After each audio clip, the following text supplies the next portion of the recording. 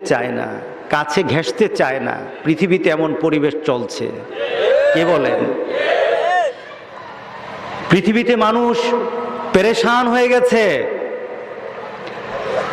মানুষ তার নিজের জীবন নিয়ে কিভাবে বাঁচি, কিভাবে বাঁচা যায়, যদি প্রয়োজন হয় বাপকে ছেড়ে দেব তবুও বাঁচতে চাই, পরিবেশ হয়ে গেছে।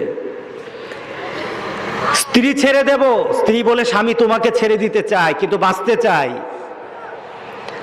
সন্তানকে মা ছেড়ে দেয়, মা সন্তানকে ছেড়ে দেয়, বাবা সন্তানকে ছেড়ে দেয়, সন্তান বাবাকে দূর থেকে শুধু বিদায় জানায়।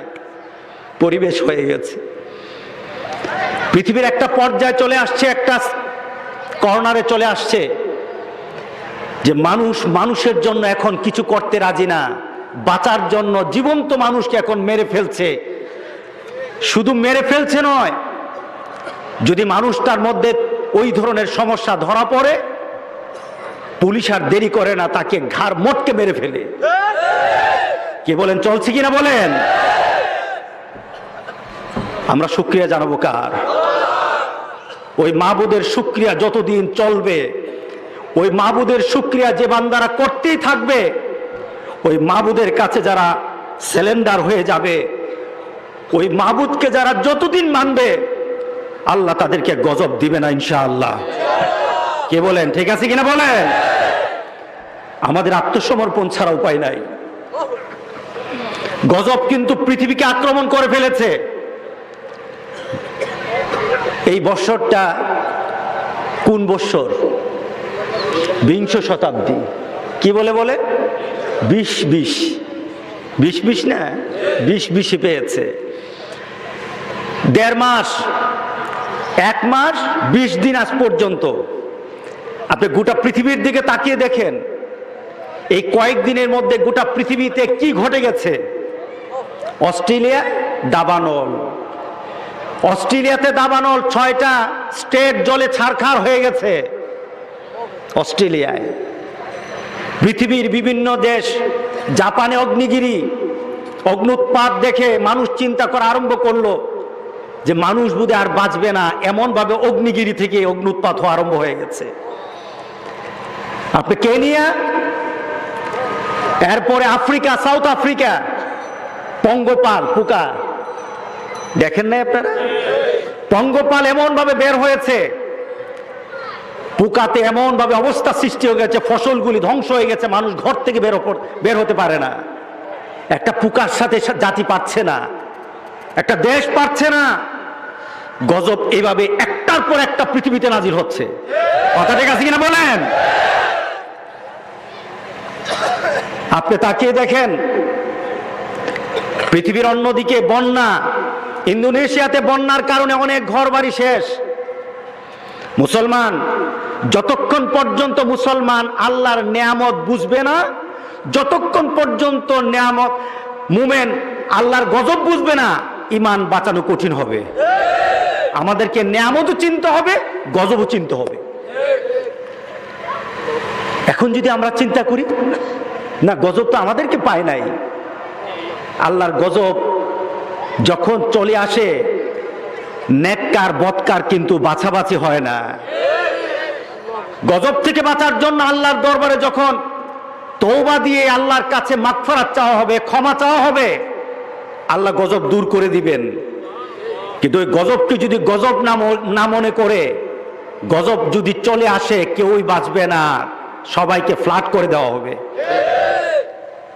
আজকে চিন্তা করার বিষয়, আজকে চিন্তা করার বিষয়, আমাকে কি করা দরকার, আমাদেরকে কি করা দরকার, মুমিনকে এখন কি করা দরকার। এখন আর উপায় নাই, আল্লাহর দরবারে আত্মসমর্পণ করার শেষ সময় চলে আসছে। ঠিক আছে কিনা বলেন? শেষ সময় চলে আসছে। সুতরাং আজকে চলুন আমরা আল্লাহর দরবারে নিজেদের জন্য আল্লাহর কাছে কাঁদবো, আল্লাহর কাছে তওবা নিয়ে উঠবো। মাবুদ, যদি ভুল করে থাকি তুমি আমাদেরকে এমন গজব দিও না। রব্বানা লা তুআখিযনা ইন নাসিনা আও আখতানা।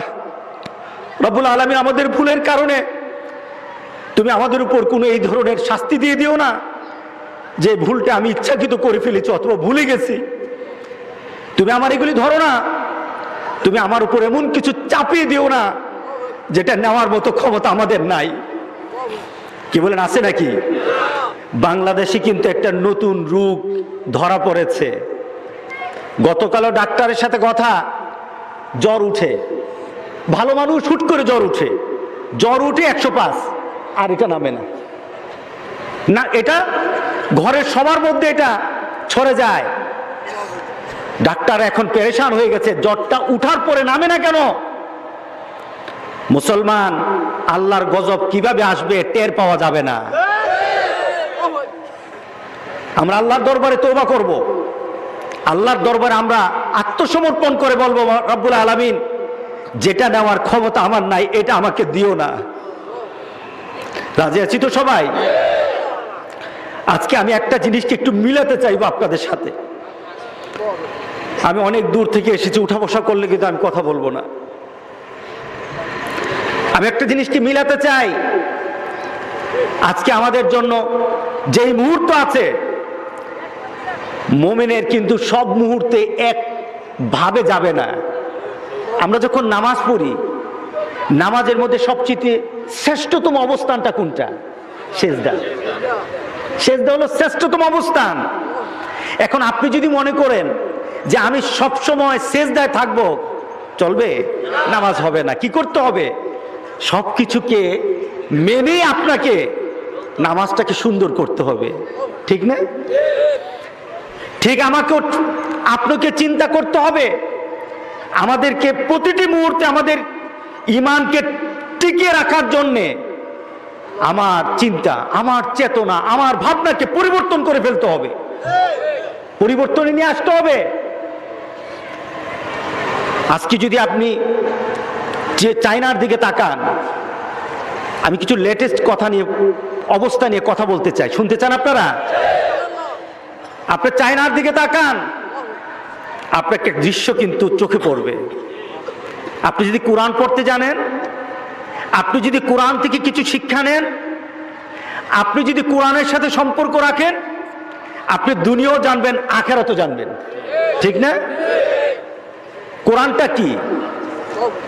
নাবাউমা কাবলাকুম খাবারুমা বাদাকুম। সুবহানাল্লাহ বললেন না? তোমাদের আগের জাতিদের খবর এখানে আছে, আর তোমাদের পরবর্তী জীবন কেমন হবে এটা এখানে আছে। সুবহানাল্লাহ বলেন না? এটার নাম কি? বুঝে বলেন, এটার নাম কি? আল কোরআন। আল কোরআন। আল্লাহু আকবার। তোমার পেছনের কথাও এখানে আছে, আবার তোমার সামনের জগতের কথাও এখানে আছে। তোমার একটা জীবন অপেক্ষা করছে, তোমার একটা জীবন অপেক্ষা করছে ওই আখিরাতের ময়দান। এখানে খবর দেওয়া হয়েছে ময়দানটা কেমন হবে, অবস্থানটা কি হবে, তুমি সেদিন কি অবস্থায় পড়ে যাবে, সেখানে কিন্তু এখানে বর্ণনা করা হয়েছে। তুমি যদি কোরআন খুলো, তোমার সামনে প্রকাশ হয়ে যাবে। আমি সূরা আবাসা থেকে একটু আয়াত তেলাওয়াত করেছিলাম, দেখুন তো একটু মিলাই। আল্লাহ সুবহানাহু ওয়া তাআলা বর্তমান চাইনাতে যে গজবটা দিয়েছেন, করোনা ভাইরাস, আখিরাতের দৃশ্য আপনার চিন্তায় চলে আসে কিনা দেখুন। আল্লাহ সুবহানাহু ওয়া তাআলা আখিরাতের ব্যাপারে বলছেন, ইয়াউমা ইয়াফিরুল মারউ মিন আখি, সেদিন